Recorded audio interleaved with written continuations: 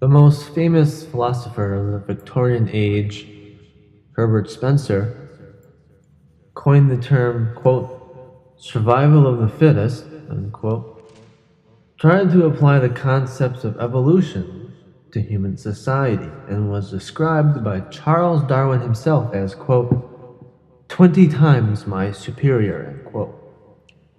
He was also a shameless hypochondriac, a sadistic prankster, and liked to dress in a one-piece suit that made him look like a bear. On the origins of Herbert Spencer.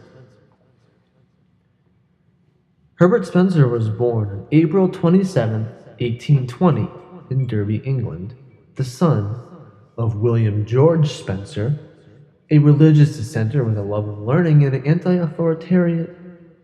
authoritarian streak.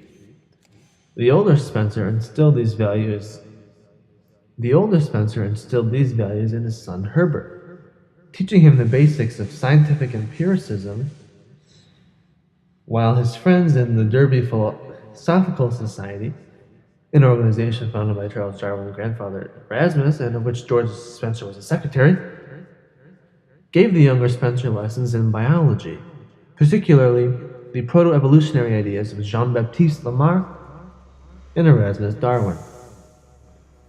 Beyond some math and Latin lessons from his uncle, the Reverend Thomas Spencer, the rest of Herbert's education was completely self-taught.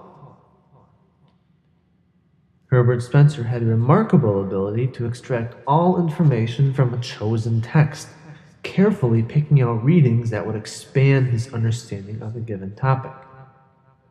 He also gained as much information as he could from those he spoke with, folding the knowledge of all those that he met into his own rapidly growing intellect.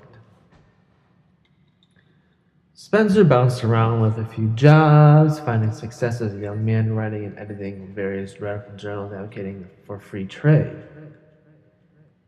His ideas were a mix of cutting-edge economic theory and proto-Darwinian notions of evolution, which together he used to chart the future of humanity. In 1851, he published Social Statistics, which danced around the concept of, quote, survival of the fittest, end quote, that he would coin 15 years later. Consider this passage, which melds social theory with notions of Lamarckian evolution. It is clear that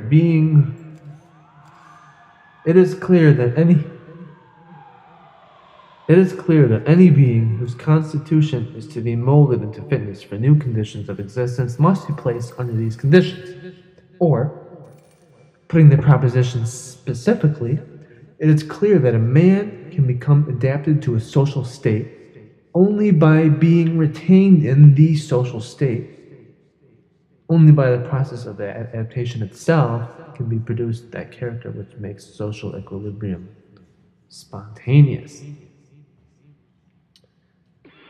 Man of the South. As Spencer gained so much of his knowledge from those he conversed with, it was hugely important for Spencer to pick the right friends.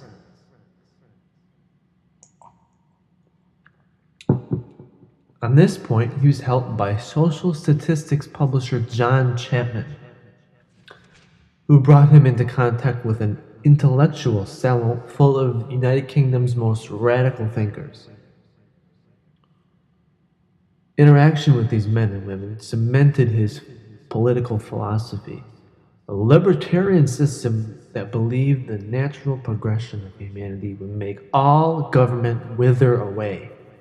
To this end, Spencer at times advocated for universal suffrage of women and children, and he argued for the nationalization of land to diminish the power of the aristocracy. Aristocracy. The Salon's ranks included the utilitarian philosopher John Stuart Mill, literary critic and religious skeptic George Henri Lewes, or Henry Lewes, or Lewes, pioneering sociologist Harriet, these are all French people, Harriet Martineau, and writer Mary Ann Evans, better known as pseudonyms Silas Marner, author George Eliot.